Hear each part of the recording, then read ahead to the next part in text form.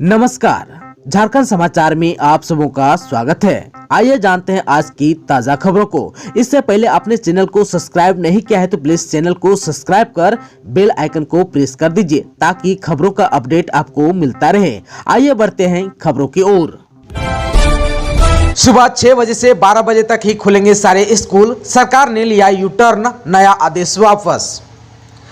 झारखंड के सरकारी स्कूल सुबह 6 से 12 बजे तक ही खुलेंगे। शिक्षा सचिव राजेश शर्मा के निर्देश पर उन जिलों के उपायुक्तों या जिला शिक्षा अधीक्षकों ने अपने उस आदेश को वापस लेने लगे हैं जिन्होंने स्कूलों का समय बदलकर सुबह 6 से 10:30 कर दिया था।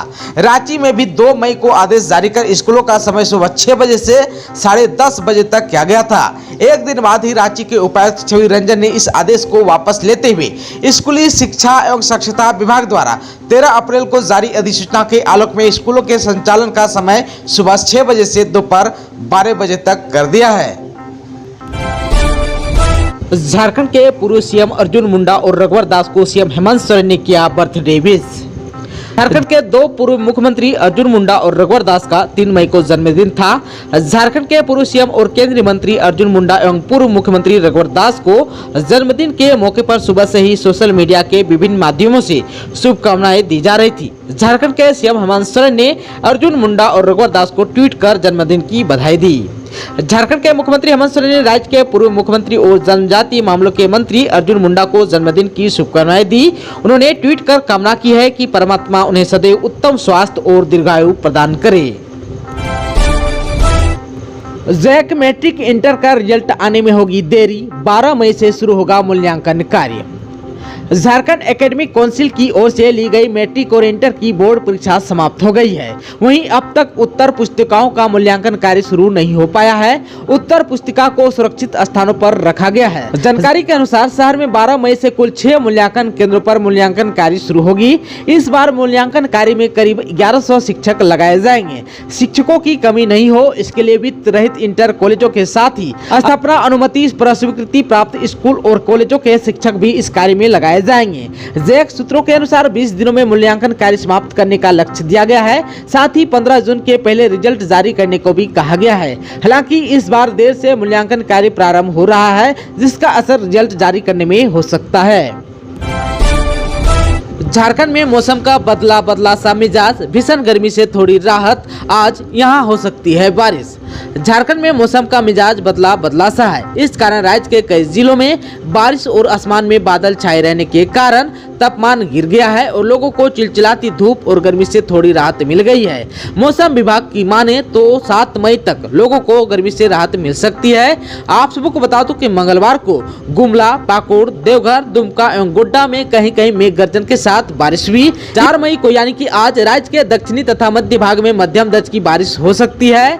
5 और 6 मई को राज्य के उत्तर पूर्वी, दक्षिणी तथा मध्य भाग में बारिश हो सकती है।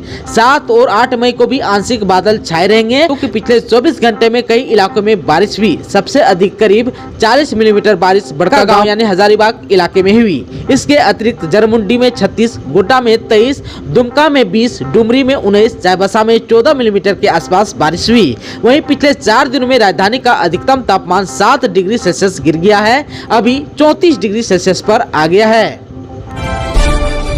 श्रीलंका में फंसे झारखंड के 19 मजदूर, 3 माह से नहीं मिला है वेतन, सीएम हेमंत ने विदेश मंत्री से मांगी मदद।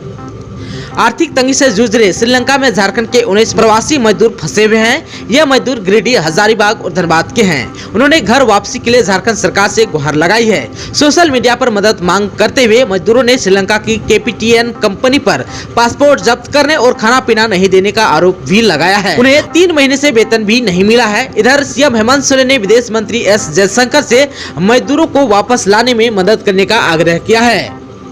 श्रम मंत्री सत्यानंद भोक्ता ने भी विभागीय सचिव को मजदूरों से संपर्क करने के लिए 3 सदस्यीय कमेटी बनाने का निर्देश दिया। इसके अलावा मजदूरों को वापस लाने के लिए विदेश मंत्रालय और भारतीय दूतावास से संपर्क करने को कहा है।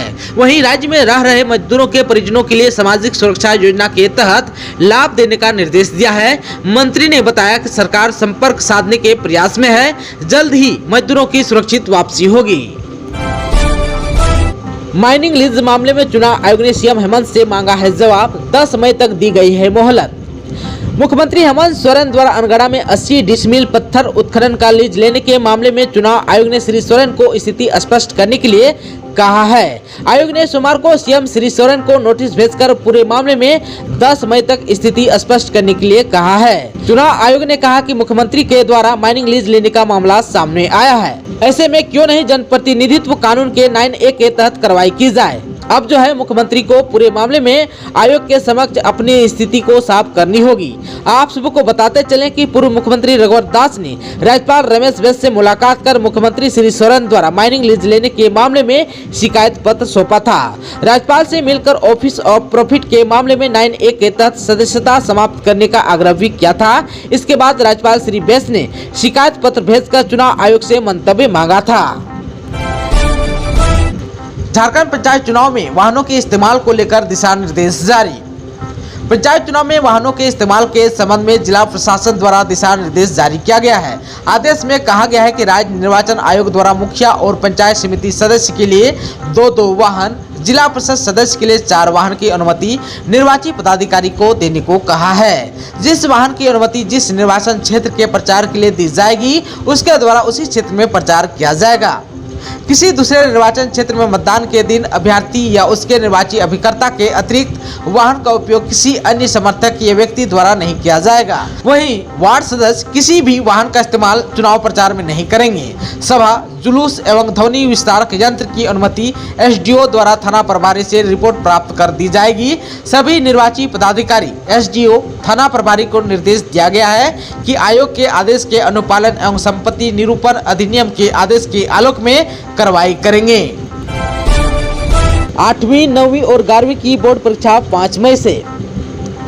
झारखंड एकेडमिक काउंसिल रांची ने 8वीं, 9वीं और 11वीं की परीक्षा 5 मई से शुरू करने का निर्देश जारी किया है। इसे लेकर तैयारियां पूरी की जा रही है। बोर्ड परीक्षा की तरह भी इन कक्षाओं की परीक्षा CCTV कैमरे के नजर में होगी। सभी परीक्षा केंद्रों की सूची तैयार कर ली गई है। पूरे राज्य में करीब 15 लाख बच्चे इन परीक्षा में शामिल होंगे। वहीं रांची जिले में करीब 55,000 बच्चे इन परीक्षा में शामिल होंगे। DO अरविंद विजय बिलुंग ने बताया कि जिस परीक्षा केंद्रों पर 12वीं की परीक्षा हुई वहां 11वीं की परीक्षा और जहां मैट्रिक की परीक्षा हुई वहां 8वीं और 9वीं की परीक्षा होगी। बेल दिलाने के नाम पर ASI ने मांगे 10,000, ACP ने किया गिरफ्तार। नगर थाना गोड्डा के ASI को भ्रष्टाचार निरोधक ब्यूरो की टीम ने मंगलवार को 10,000 रुपये घूस लेते रंगे हाथ गिरफ्तार कर लिया। ASI की पहचान अनोद कुमार के रूप में हुई। सुरेंद्र कुमार नाम के युवक ने इस संबंध में ACP से शिकायत की थी। शिकायत के बाद मामले की जांच DSP को सौंपी गई, जिसमें आरोपी को सही पाया गया। शिकायतकर्ता का आरोप था कि एक मामले में अभियुक्तों को थाने से बेल दिलाने और पक्ष में केस डायरी लिखने के नाम पर आरोपी जमादार ने 10,000 रुपये की रकम मांगी थी। आरोप के बाद मामले की जांच पड़ताल की गई। मंगलवार को शिकायतकर्ता 10,000 रुपये लेकर आरोपी ASI के पास पहुंचा। जैसे ही आरोपी रुपये ले रहा था, ACP की टीम ने उसे उक्त रकम के साथ रंगे हाथ गिरफ्तार कर लिया। आप सबको बता दूं कि सुरेंद्र कुमार का पड़ोसी के साथ जमीन को लेकर एक विवाद चल रहा है। इसके चलते पड़ोसी के साथ गाली गलौज और मारपीट भी हुआ था। मामलों में दोनों पक्ष की तरफ से 13 मार्च को गोड्डा नगर थाना में प्राथमिकी दर्ज की गई थी। इस मामले का जांचकर्ता अनोद कुमार है। अनोद कुमार ने केस डायरी पक्ष में लिखने और थाने से बेल देने के नाम पर घूस की मांग की थी। भारत की ताकत बढ़ती है तो दुनिया की ताकत बढ़ती है। डेनमार्क में PM मोदी ने बताई नई भारत का रियल स्टोरी। प्रधानमंत्री नरेंद्र मोदी ने कहा कि भारत की ताकत जब बढ़ती है तो दुनिया की ताकत बढ़ती है। फार्मेसी ऑफ द वर्ल्ड की भूमिका में भारत ने मुश्किल समय में पूरी दुनिया का साथ दिया है, अनेकों देशों को दवाइयां भेजी है। उन्होंने कहा कि भारत के पास स्केल और स्पीड के साथ साथ शेयर एंड केयर के वैल्यूज भी हैं। इसलिए ग्लोबल चैलेंज से निपटने के लिए भारत की क्षमता बढ़ाने के लिए निवेश करना पूरी दुनिया के हित में है। मंगलवार को डेनमार्क में भारतीय समुदाय को संबोधित करते हुए PM मोदी ने भारत की उपलब्धियों के बारे में प्रवासी भारतीयों को बताया। कहा कि लगभग 75 महीने पहले हमने स्टार्टअप इंडिया कार्यक्रम शुरू किया था। तब स्टार्टअप इकोसिस्टम के रूप में हमारी गिनती कहीं नहीं होती थी। आज हम यूनिकॉर्न्स के मामले में दुनिया में नंबर 3 पर हैं। आज स्टार्टअप के मामले में दुनिया का तीसरा सबसे बड़ा इकोसिस्टम हिंदुस्तान है। प्रधानमंत्री ने इंटरनेट और डाटा उपभोग के बारे में कहा कि 5-6 साल पहले हम पर कैपिटा डाटा कंजप्शन के मामले में दुनिया का सबसे पिछड़ा देश में से एक थे। आज स्थिति बदल गई है। उन्होंने कहा कि अनेक बड़े देश मिलकर जितना कैपिटा मोबाइल डाटा कंज्यूमर करते हैं उससे ज्यादा हम भारत में करते हैं। उन्होंने कहा कि सबसे बड़ी बात यह है कि आज जो भी नया यूजर जुड़ रहा है वो भारत के गाँव से है। उन्होंने कहा कि भारत के गांव और गरीब को तो सशक्त तो किया ही है, बहुत बड़े डिजिटल मार्केट का गेट भी खोल दिया है। ये नए भारत की रियल स्टोरी है। दोस्तों, अभी तक आपने चैनल को सब्सक्राइब नहीं किया है तो प्लीज चैनल को सब्सक्राइब कर बेल आइकन को प्रेस कर दीजिए ताकि खबरों का अपडेट आपको मिलता रहे। इसके साथ ही आज की खबरों में बस इतना ही। हमें दीजिए इजाजत। नमस्कार।